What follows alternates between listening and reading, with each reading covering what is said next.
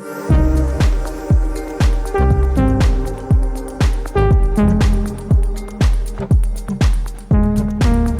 everybody, my name is Melouie and this is a breakdown video and session view video of my song Eyes Closed. A few people on Reddit requested it, and that's why I'm gonna do it, because I think it might help people, and if I would have gotten that from some artists out there, I think it's a pretty cool thing to show to people. In-depth sessions of your tracks. Yeah, that's why I'm doing it, and it's probably not going to be viewed by a lot of people, but yeah, a few people are going to be happy I'm doing it. So I've never done this before. I think I'm just gonna go through it and talk about the sounds and what I used, and I'm gonna mute stuff and solo stuff, and yeah. So you can see that my sessions are a bit messy, especially how I name stuff. By the way, this is the microphone I'm recording, so this is why this is on record. I don't have to record actually. So yeah, I'm using Digital Performer also because, or not because of my electronic music, but at first I'm a composer for film, and DP is probably my favorite program for film, and yeah, that's why I use it for my electronic music too. I do have Ableton, and I like Ableton, but to get to know Ableton, to get the workflow like I have in DP, it's gonna take a long time, so I just use DP. In the end, it doesn't matter which DAW you use. Okay, so let's quickly listen to let's start listening. Yeah. Oh, and pardon me, I'm German, so my English is not perfect.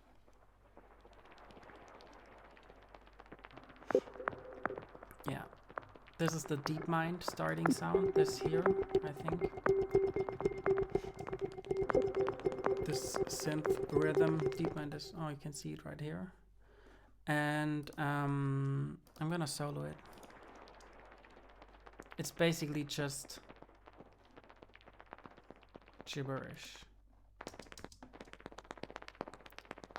And it develops, it turns into my snare, basically.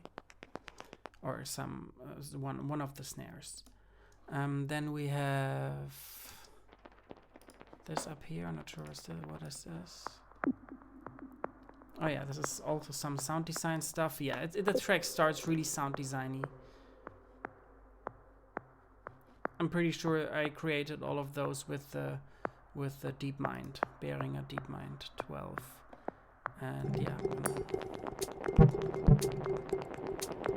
The synth you can hear here is this is the preset I started with from the DeepMind. I always I start with, obviously I'm gonna start with some kind of preset, and then I just play with it. And this is the sound I got. I really like the sound. I think it sounds pretty cool. So what I do is you don't see this here anymore because I probably deleted it, but I use it as I play it as a MIDI, and then I basically loop it like, I don't know, 3 or 4 times, and then I just record. I record everything in audio, and I just play with the DeepMind and with all the stuff I can play with, and then it kind of develops. I make one line where it's like numb, kind of, and I really like this numb sound, but in the end I think it also turns, and it gets sharper. Yeah, at some point it's sharp. That's not the, yeah, you're gonna hear it at some point during the song.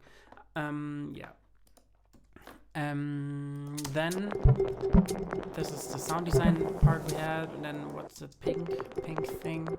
Oh, that's my Metallophone. I recorded it.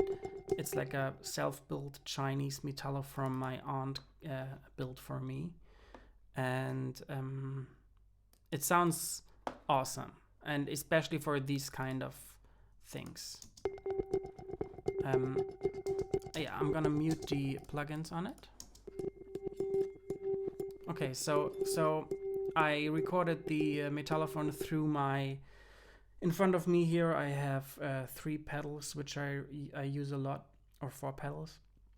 The most used one is Timeline Strymon. Then I have the Big Sky, and I also have the Mobius from Strymon and the Maris Autobit. And this clearly went through Timeline and then Big Sky. So I recorded this basically. And yeah, and then I added some tape delay, Spiff. By the way, I'm gonna give those guys a shout out. They make amazing plugins, Spiff and Sooth. If you don't have it, get it. And then I think at some parts I didn't because I recorded it. It wasn't perfectly in time. And for these kind of things, I like to use movement from output. And it also gives this plucking around effect. Yeah, okay. And then here's some rise. This is probably just some noise rise. Yeah, nice. Then those sounds everyone probably likes the most. The Moog. So how I record my Moog is that I have I have 2 channels. One channel, the Moog is mono, so this is the clean Moog channel, and then I route this output goes to my Mobius, Timeline, and Big Sky pedal. So to my pedals, they are right in front of me, and then it gets and then it becomes this. I'm pretty sure this with the sound without the pedals is probably gonna be very small. Though compared, obviously, it's still a Moog. Let's listen to it. That's the bass. It obviously sounds different, but it sounds really good as well. I like it. And this went through the pedals and became that. Sounds like I only used the Timeline and no reverb. Yeah, and the same thing is with this one. This is the Melody.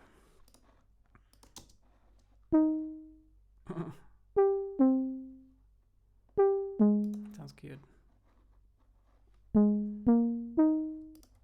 And then the whole thing through the pedals. There I might have used a little Big Sky reverb. Yeah, we can listen to them together. Oops.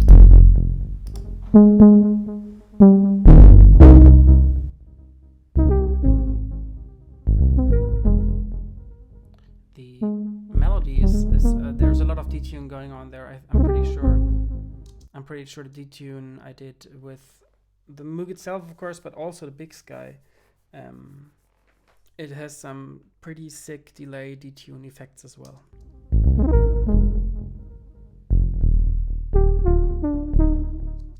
Yeah, so let's keep going. Then for the percussions, I usually create my percussions. Either I record something like a key or like scratching my table or whatever, or I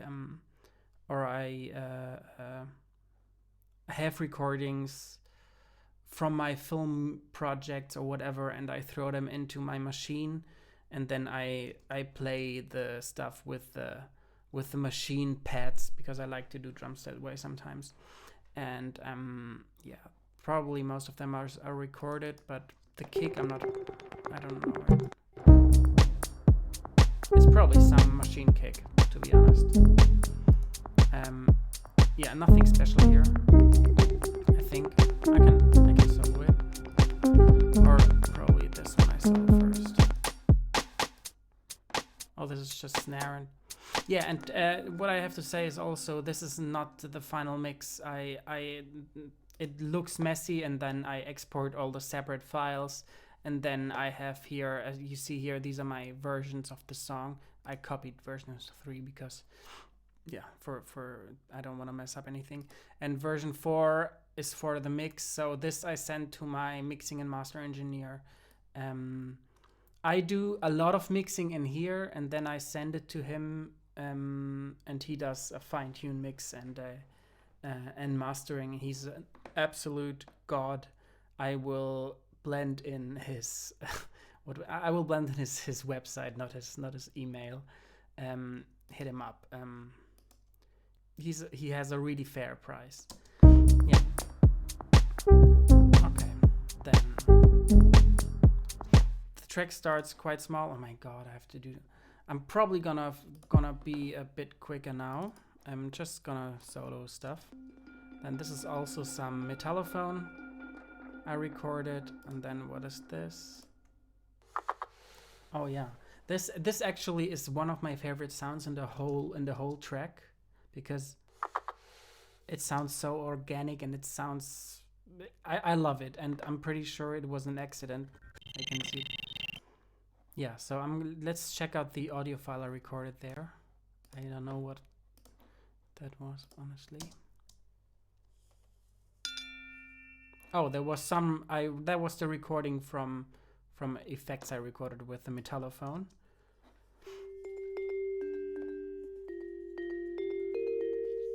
Yeah, I recorded something somewhere, and I think this was a mistake in the end.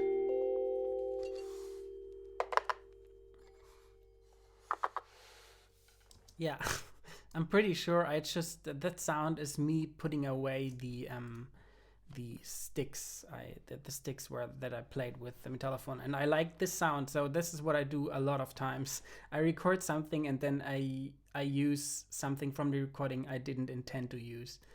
I don't know, it's fun, and it kind of gives the track its authenticity. Is that English? Yeah. Okay, then what else do we have? Then comes this mid part. So what I often do is this mid part is introducing the end part, because I created it with the sound from the end part. So if you listen to this synth here,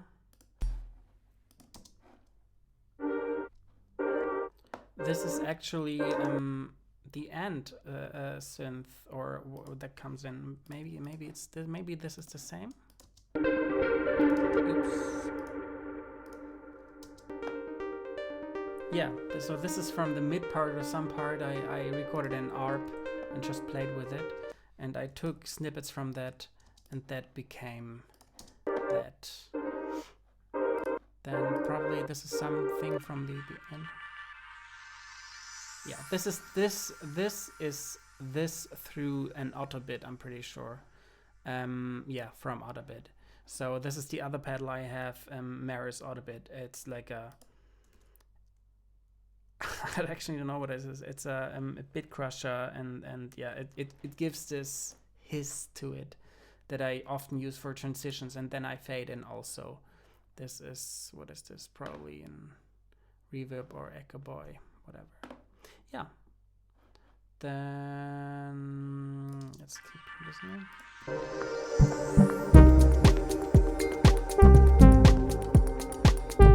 Here, obviously, I have the Moogs. This is where I opened the cutoff of the Moog.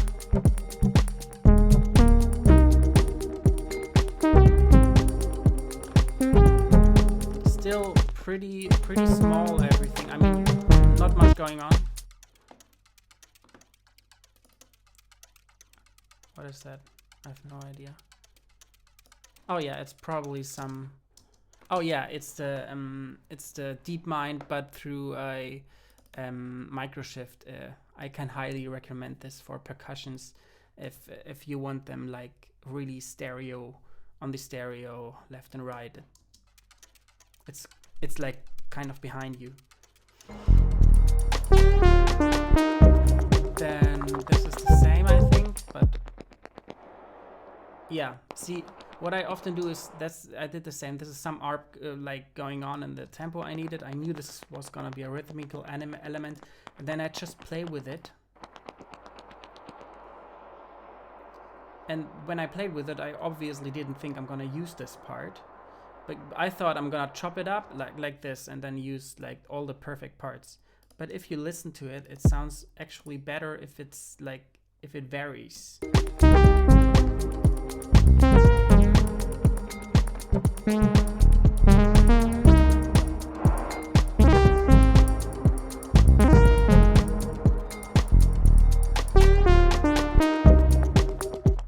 I mean, it gives the whole thing texture, and that's one of the most important things, in my opinion, in electronic music, to get rid of this horrible clean EDM sound with digital synthesizers.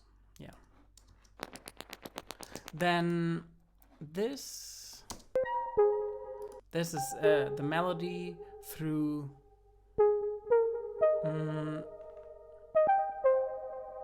probably through the timeline ice effect. It has an effect that's called ice, and it gives it like it. You can set the harmonies. It takes and makes them higher as well. Activates it. What's the word I'm looking for?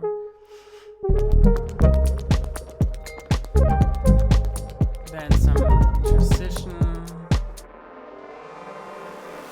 Yeah, and these are you can hear this is also from an introduction from the bridge, which is coming right here.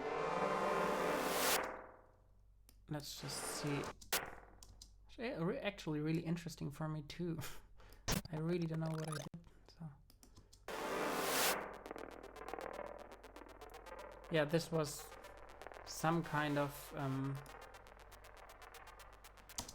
live synth as well. And then for transitions, God, I use often Valhalla Room or some delay effect, analog delay. Wow, this is the DP intern effect. I never use this anymore. I should use this more often. Yeah, okay. And then we are in the B section. I always, my tracks, if you listen to them, are very, they develop. I don't like it if it has only one thing repeat itself, and then the snares come, and then the snares go, and then the kick comes, and then the kick goes. I like to tell a story. That's what I'm doing here. So most of them, well, all of my tracks have B parts and C parts also. So this is the B part.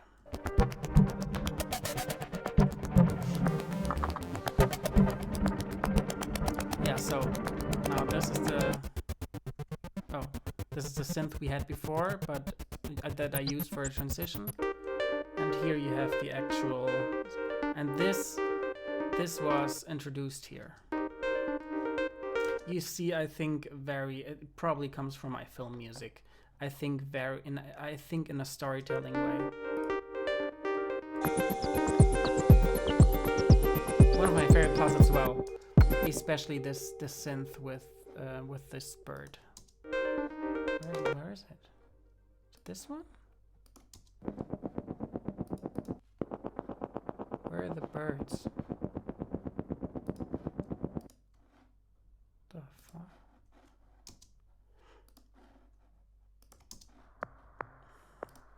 Still sounding. Then why can't I hear this? Oh. Oh yeah, this was the DeepMind, and what I also do is when I have transitions, I use I did that through the pedals again, and then I play with it, and most of the time it gets very sound designy or diffusion or whatever. And here this sounds like I put the repeat knob on full, so it just keeps repeating. Let's get rid of these automations. Okay. So you'd think you can't really use that, but if you this is just a simple filter. I can also highly recommend. It's really fast and I love it, and it's my favorite one to program for automations. So here, basically just a high cut, and it gives it this whole thing like a texture. And here it works as a rise effect.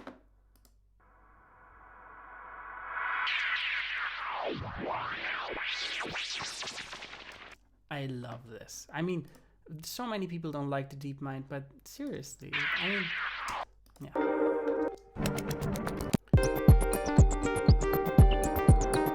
So these little rises, I mean, it gives something, definitely. But we still don't know where the birds come from. Ah, yeah. This is the birds are the resonance.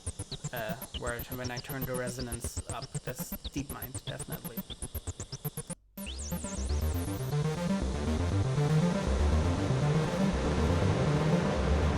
Also some transition effects. This one, and then I sometimes I did another transition from this one and I turned it to this one, and here this is. Yeah, so yeah, this is the same transition effect we had before. This was at the very beginning. So this transition came from this part, from the end of the bridge. And the thing is, when you hear this sound, then the listener feels like he already has heard this, and it's rewarding, and that's why people like the track, I think. At least my philosophy. Oh yeah, and then we get to the drop, the part where most people's favorite part.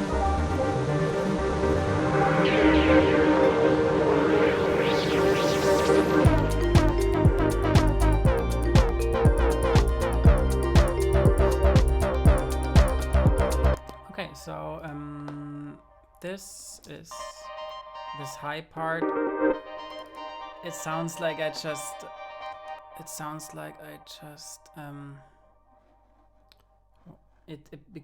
phasey. I think I just printed a octave higher. Not my favorite sound, gonna be honest, because it sounds like destroyed, but it works for this high sidechain. Oh yeah, and for sidechain, I honestly most of the time I use Kickstart because it's only $10 and I don't have to route everything. And when I export it for the mix, it's complicated with routing the sidechain stuff.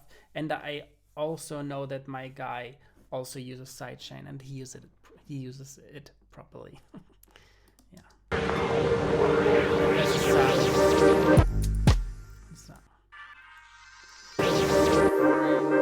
Had that already. Oh yeah, the bass. Omnisphere freeze? That's not an Omnisphere bass. I don't know why it says Omnisphere freeze, but that's the move.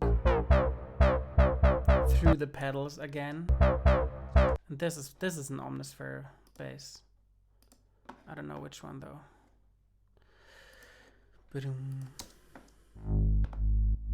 Some sidechain low sine wave bass or something like that. Let's put them together.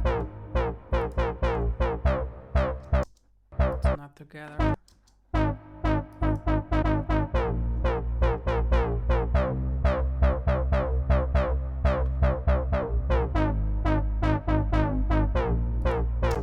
Yeah, my guy mixed it way that it sounds way more punchy. I don't know how he does it, but what I do with my bass, most of the time I use the Sheps 7.3 EQ, and then I usually sometimes put it through a CLA. Okay, now this is very personal what I show you here, but yeah, CLA 76. And these two in combination sound great, but for this, for some reason, well, if I know it gets mixed, I sometimes don't compress it because I know he has better compressors. Yeah, and then you hear the Metallophone, some kind of melody probably.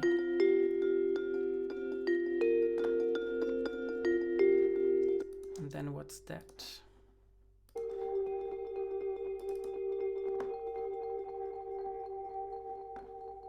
Yeah, also through the timeline and stuff again, and some other effects. Right.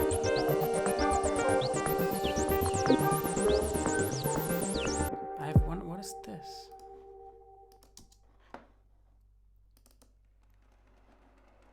Oh, okay. So this is something very special, and this one as well. I see what it's called. For my film compositions, I record a lot of instruments, and this is some effect I recorded with an accordion player, probably in Switzerland. I'm gonna solo this one. How awesome does that sound? And that's an accordion, and I used it for a transition effect. We can listen to the whole thing without any plugins.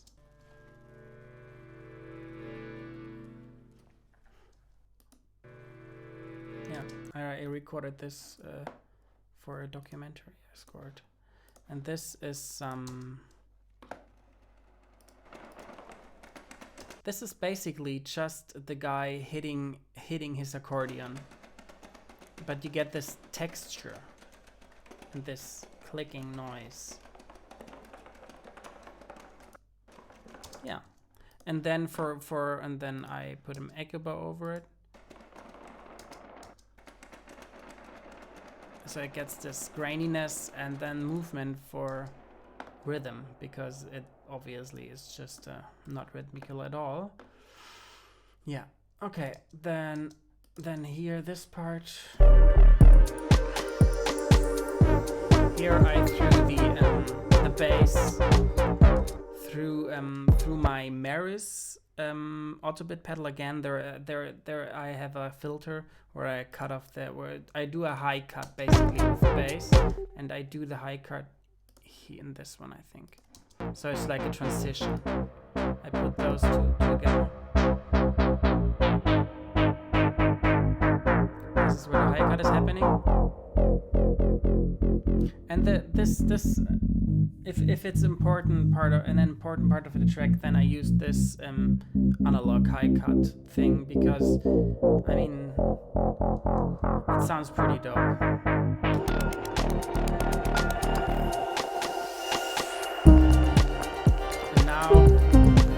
And now we have again the first part, and this. There's some usual. I explained everything.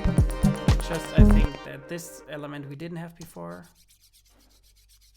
Okay, I think that's me rubbing the sticks I record the Metallophone with. And then you have this. This is the Metallophone, pretty sure.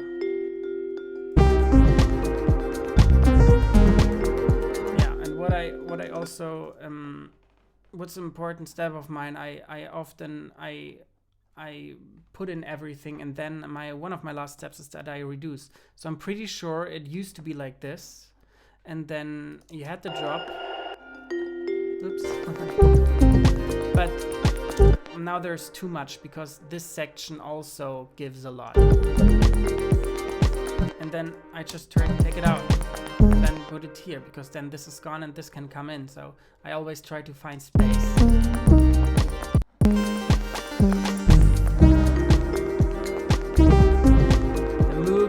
Very open now.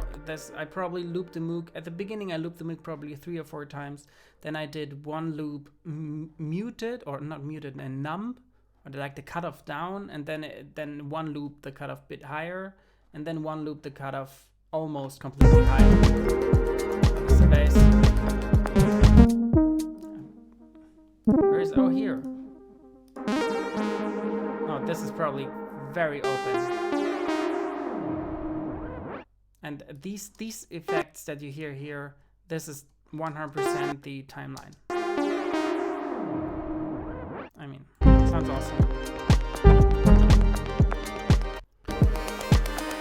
Yeah. This is probably the melody again, but maybe... Yeah, this is through the timeline. No, this is the timeline with the ice effect. Transitions. And now everything comes together. Now we have the element of the bass and the melody and the rhythms and the metallophone and all the synthesizers. Now this is the final part where everything comes together.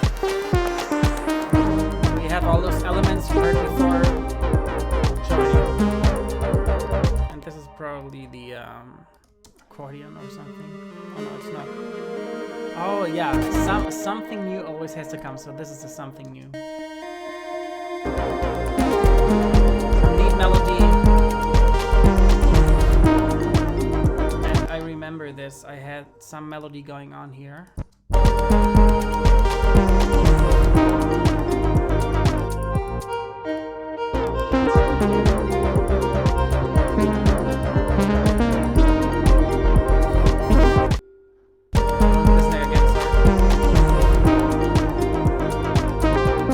I like it, but it makes sense that I didn't use it because it's just too full.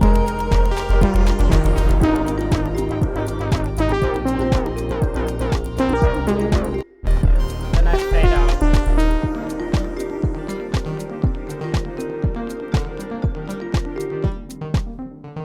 This is still the same synth. I had probably one very long file. Let's see, what's that? I have no idea what that is.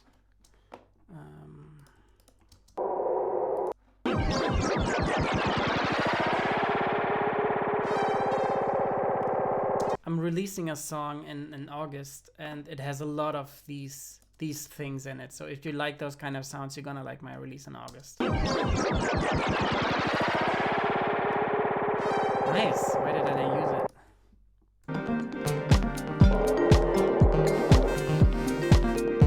Yeah, I think that's it.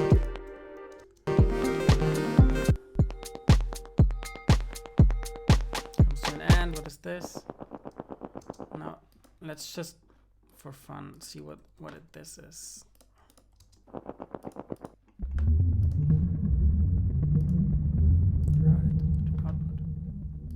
Yeah, so this is the thing, and I mean you can see how long this file is.